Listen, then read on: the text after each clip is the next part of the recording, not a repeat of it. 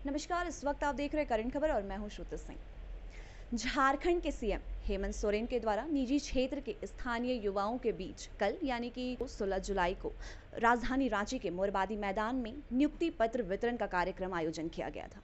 आपकी जानकारी के लिए बता दें, इस आयोजन में करीब निजी क्षेत्र के युवाओं को 11,406 युवाओं को ये पत्र भी सौंपा गया।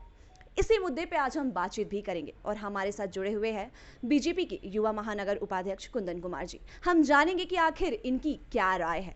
सर्वप्रथम आपका करंट खबर में बहुत बहुत स्वागत है। नमस्कार करंट खबर के व्यूअर को।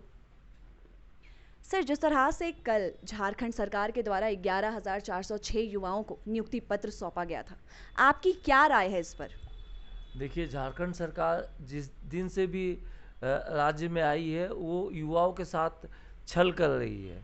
जितनी भी नियुक्ति हुई है, हम सरकार से ये जानना चाहेंगे कि किस नियोजन नीति के तहत बहाली दिया गया है। क्या स्थानीय नीति का मापदंड को रखते हुए इसका नियुक्ति किया गया है या ऐसे ये यहाँ के युवा जानना चाहते हैं कि नियुक्ति का आधार क्या है।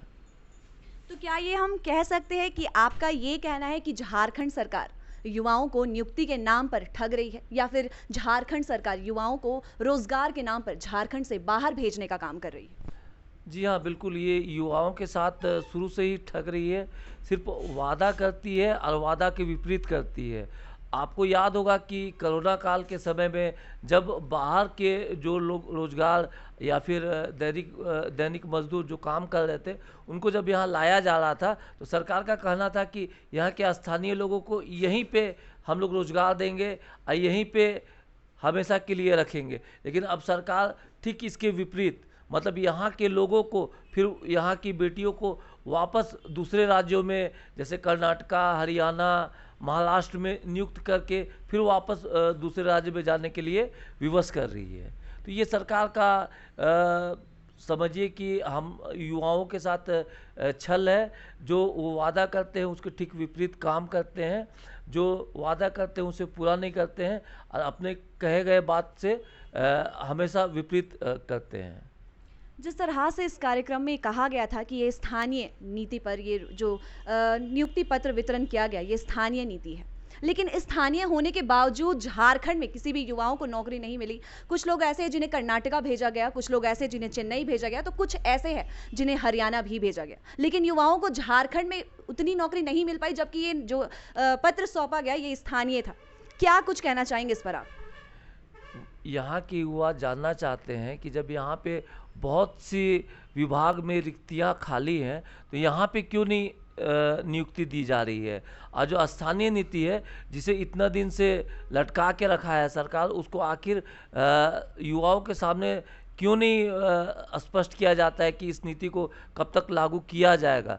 किया जाएगा तो उसका क्या मापदंड है, और नहीं किया जाएगा तो क्यों नहीं किया जाएगा। यहाँ के युवा इस बात को जानना चाहते हैं और मुख्यमंत्री हेमंत सोरेन से ये बार बार सवाल करती है सरकार और यहाँ के निवासी और हम लोग जैसे युवा कि भाई ये नीति कब तक लागू होगी, यहाँ के युवाओं को कब रोज़गार मिलेगी और यहाँ के जो मूल निवासी हैं उनको आखिर रोज़गार देने में सरकार को क्यों तकलीफ़ हो रही है, क्यों विलम्ब आ रही है। जबकि वो हमेशा जल जंगल और ज़मीन के बारे में बात करते हैं, यहाँ के स्थानीय लोगों के हित के बारे में बात करते हैं, लेकिन जब भी काम देने का समय आता है, अपना वादा पूरा करने का समय आता है, तो ऐन मौके पे वो पलट जाते हैं और यहाँ के युवाओं को शुरू से छल करते आ रहे हैं। जल जंगल की मीन की इस सरकार में कल इस कार्यक्रम में हमारे करंट खबर की टीम भी मोरबादी मैदान में मौजूद थी और उस दौरान हमने कुछ आम लोगों से बातचीत भी किया और उस दौरान हमें ये पता चला कि कुछ युवाएं ऐसे भी हैं जो ग्रेजुएट हैं और उन्हें महज सिक्योरिटी गार्ड की नौकरी दी जा रही है। और झारखंड की बेटियों की अगर हम बात करते हैं तो झारखंड की बेटियों को भी महज 10 या 11,000 रुपयों के लिए झारखंड से बाहर भेजा जा रहा है। क्या कुछ कहेंगे इस पर आप? देखिए, यही तो सरकार की जो नीति है, जो कहती है कि भाई हम बाहर से ला के यहाँ पे लोगों को रोज़गार देंगे, हम महज 10 से 11,000 रुपये के चलते यहाँ की बेटियों को बाहर भेजेंगे।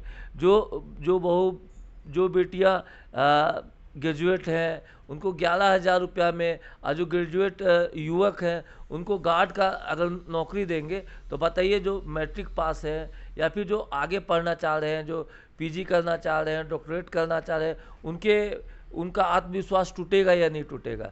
सिर्फ वो वादा करते हैं कि स्थानीय नीति लागू करेंगे। अब सरकार का 3 साल से अधिक कार्यकाल हो रहा है, लेकिन किसी भी चीज़ पे, किसी भी वादे पे स्पष्ट तरीके से कहीं पे भी लागू नहीं किया गया।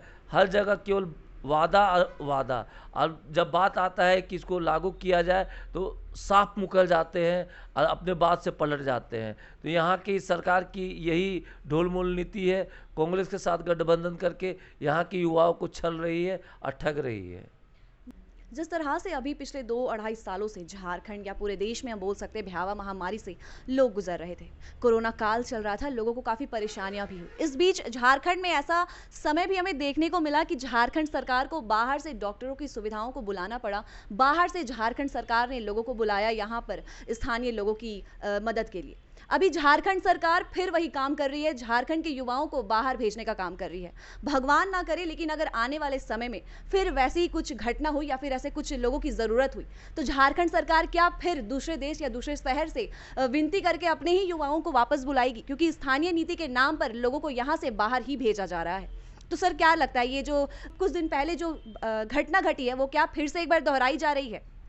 देखिए, इस विषय पे मुख्यमंत्री महोदय हेमंत भैया को एक बार विचार करना चाहिए, क्योंकि जो स्टेटमेंट देते हैं वो अपने स्टेटमेंट से ठीक विपरीत काम करने लगते हैं। कोरोना काल में बोल रहे थे कि बाहर बसे हुए जितने भी लोगों को हैं यहाँ पे ला के रोजगार देंगे, लेकिन अब देखिए ठीक इसका उल्टा हो रहा है। अभी कोरोना पूर्णतः समाप्त नहीं हुआ है, लेकिन यहाँ की सरकार फिर क्या कर रही है, यहाँ के युवा बेरोजगार लोगों को रोजगार के नाम पे बाहर भेज रही है। कल को अगर कोरोना फिर आता है तो मुख्यमंत्री साहब उस समय क्या बोलेंगे, कैसे बाहर के लोगों को फिर से यहाँ पे लाएंगे? क्या वो दिन भूल गए हैं कि एक एक व्यक्ति को लाने के लिए केंद्र सरकार और राज्य सरकार कितना परिश्रम किया था, कितना कठिनाई का सामना करना पड़ा था? हॉस्पिटल में यहाँ तक कि बेड खाली नहीं था, लोगों को खाना के लिए प्रॉब्लम था, लोग पैदल 200-200 किलोमीटर 300-300 किलोमीटर पैदल चल के आए थे, बहुत कोई साइकिल से आए थे।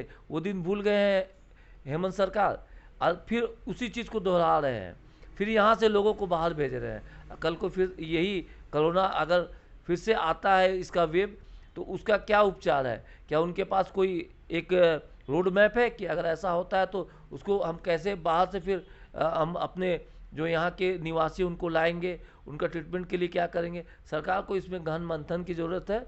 अब कोई भी स्टेटमेंट देती है, 2-3 साल बाद ठीक इसके विपरीत ये सरकार काम करती है।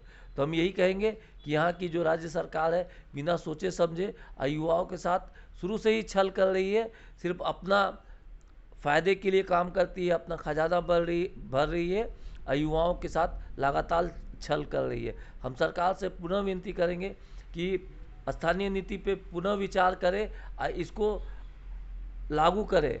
उसका मापदंड चाहे जो भी हो, 1932 हो या जो भी हो, लेकिन सरकार को स्पष्ट करना चाहिए कि उनका जो है सोच किस तरफ है। 1932 को लागू करने में क्या समस्या आ रही है, ये युवाओं से को बताना पड़ेगा कि आखिर 32 को लागू करने में क्या दिक्कत आ रहा है। जो पहले से जो नीति थी उसको हटाने के पीछे उनकी क्या मंशा थी?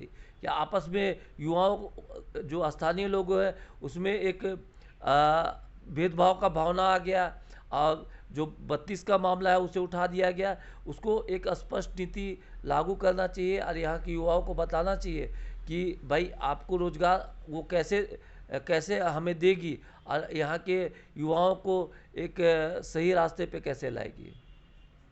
तो देखा आपने बीजेपी के युवा महानगर उपाध्यक्ष कुंदन कुमार जी का इस विषय पर क्या कुछ कहना था।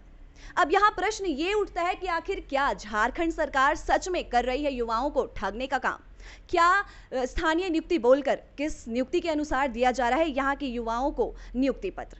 क्या कुछ कहती है जनता? क्या विचार है आपका? हमारे कमेंट सेक्शन में जरूर बताएं। फिलहाल अभी के लिए इतना ही। ऐसी तमाम जानकारी मैं आपके लोगों के लिए लेकर आती रहूंगी। तब तक के लिए बने रहे हमारे साथ करेंट खबर में। धन्यवाद।